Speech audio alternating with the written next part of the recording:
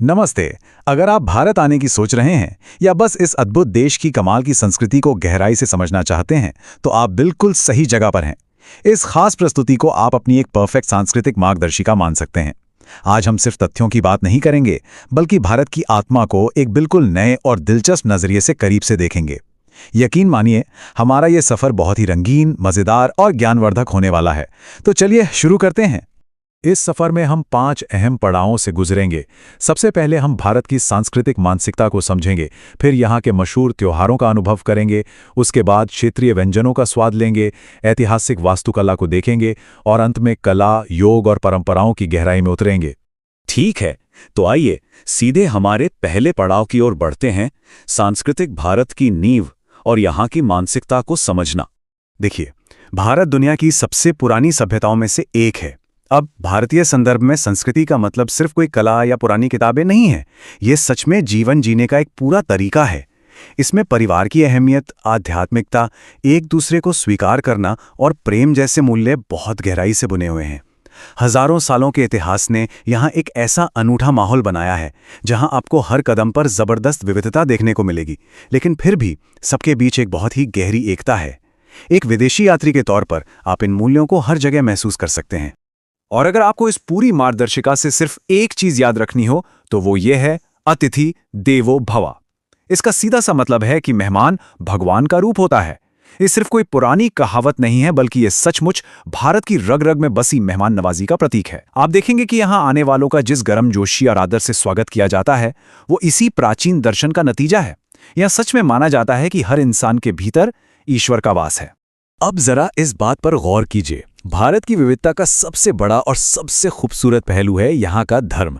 आपको शायद पता हो, भारत कई प्रमुख धर्मों का जन्म स्थान है, जैसे हिंदू, बौद्ध, जैन और सिख धर्म। और कमाल की बात यह है कि यहाँ सदियों से इस्लाम, ईसाई और पारसी धर्म के लोग भी पूरी शांति से मिलजुल कर रह रहे हैं। सोचिए, किसी भी आम सड़क से गुजरते हुए आपको एक ही समय में मंदिर की घंटियां और मस्जिद की अजान एक साथ सुनने को मिल सकती हैं। ये जो धार्मिक सहिष्णुता है ना, यही इस देश की सबसे बड़ी ऐतिहासिक ताकत है। और ये विविधता सिर्फ धर्म तक ही सीमित नहीं है। भाषा के मामले में तो ये देश एक खजाना है। जब आप भारत के एक राज्य से दूसरे राज्य में जाते हैं, तो भाषाई बदलाव इतना ज्यादा होता है कि आपको लगेगा जैसे आप किसी बिल्कुल नए देश में आ गए हों। मिसाल के तौर पर, महाराष्ट्र में आपको हर जगह मराठी सुनाई देगी, लेकिन थोड़ा ही दक्षिण में तमिलनाडु जाने पर वो पूरी तरह से तमिल में बदल जाएगी। यहाँ सैकड़ों भाषाएं बोली जाती हैं: हिंदी, बंगाली, तेलुगु, पंजाबी। और हर भाषा के साथ एक पूरी की पूरी नई संस्कृति और इतिहास जुड़ा हुआ है। समाज को और करीब से समझने के लिए आपको यहाँ की संयुक्त परिवार व्यवस्था को देखना होगा। पारंपरिक तौर पर भारत में कई पीढ़ियां, यानी दादा दादी से लेकर पोते पोतियों तक, एक ही छत के नीचे एक साथ रहती आई हैं। घर के बड़ों का सम्मान करना भारतीय परंपरा का एक बहुत ही अहम हिस्सा है, और ये आपको यहाँ के लोगों के रोजमर्रा के व्यवहार में साफ झलकता हुआ दिखेगा। ये पारिवारिक घनिष्ठता सिर्फ एक परंपरा नहीं है, बल्कि ये एक बहुत बड़ा सामाजिक सुरक्षा कवच भी है। चलिए अब इस गाइड बुक का पन्ना पलटते हैं और उस चीज की तरफ बढ़ते हैं जो इस देश में सबसे ज्यादा रंग भरती है: भारत के प्रतिष्ठित त्योहार। दुनिया भर में भारत को त्योहारों का देश कहा जाता है। इस स्लाइड पर ये जो हाइपोथेटिकल कैलेंडर है ना, ये बहुत ही दिलचस्प है। भारत को उसकी पूरी ऊर्जा के साथ महसूस करने का इससे अच्छा तरीका कोई और हो ही नहीं सकता। सोचिए, एक दिन आप होली के उन चटक रंगों और भाईचारे में रंगे होंगे, तो अगले ही दिन आपको ईद उल फितर की मिठास देखने को मिलेगी। फिर नवरात्रि के दौरान देवी दुर्गा की वो भव्य पूजा, और उसके बाद आती है दिवाली।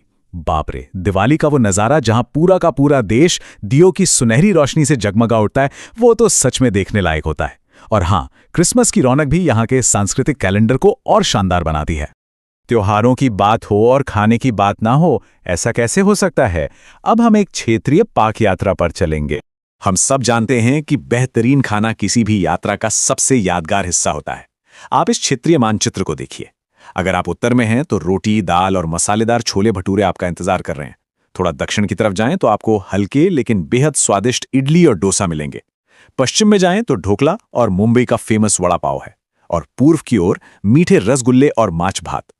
इन सब में एक चीज जो कॉमन है, वो है मसालों का जादू। भूगोल के हिसाब से हर इलाके का अपना एक बिल्कुल अलग और अनोखा स्वाद है।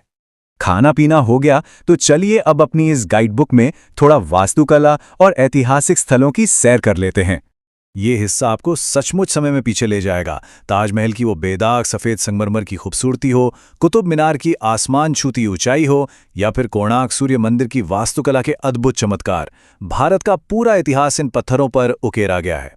इसके अलावा काशी विश्वनाथ मंदिर, अमृतसर का बेहद शांत और सुंदर स्वर्ण मंदिर और अजमेर शरीफ दरगाह जैसे आध्यात्मिक केंद्र भी हैं।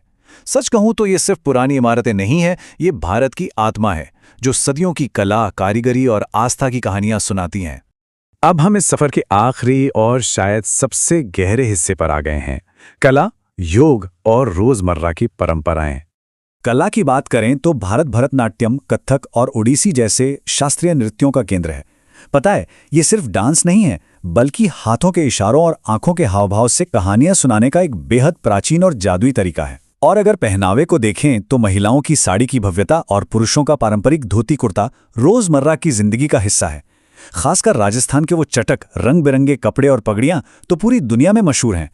ये पारंपरिक कपड़े यहाँ के विजुअल कल्चर को इतना आकर्षक बना देते हैं कि आपकी नजरें ही नहीं हटेंगी।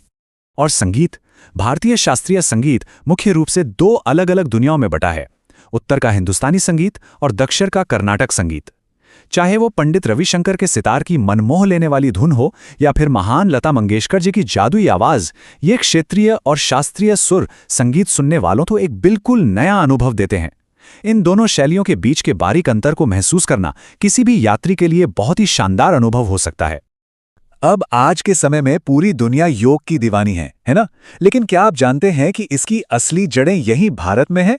योग और आयुर्वेद की ये प्राचीन पद्धतियां सिर्फ बीमारियों का इलाज नहीं करती, बल्कि ये प्राकृतिक तरीकों से आपके शरीर और मन के बीच एक गहरा संतुलन बनाती हैं। अपनी यात्रा के दौरान अगर आप किसी असली प्राकृतिक उपचार या ध्यान का अनुभव करते हैं, तो यकीन मानिए वो आपको एक ऐसी मानसिक शांति देगा जो शायद आपने पहले कभी महसूस न की हो। लेकिन बड़ी बड़ी इमारतों और कलाओं से अलग, अगर आप सच में संस्कृति को समझना चाहते हैं, तो वो आपको रोजमर्रा की छोटी छोटी बातों में मिलेगी।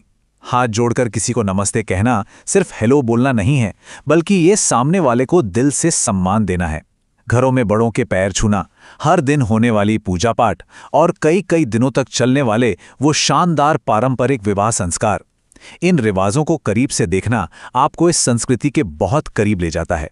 तो हमने देखा कि भारत में कितनी विविधता है। आज का भारत बहुत तेजी से आधुनिक भी हो रहा है।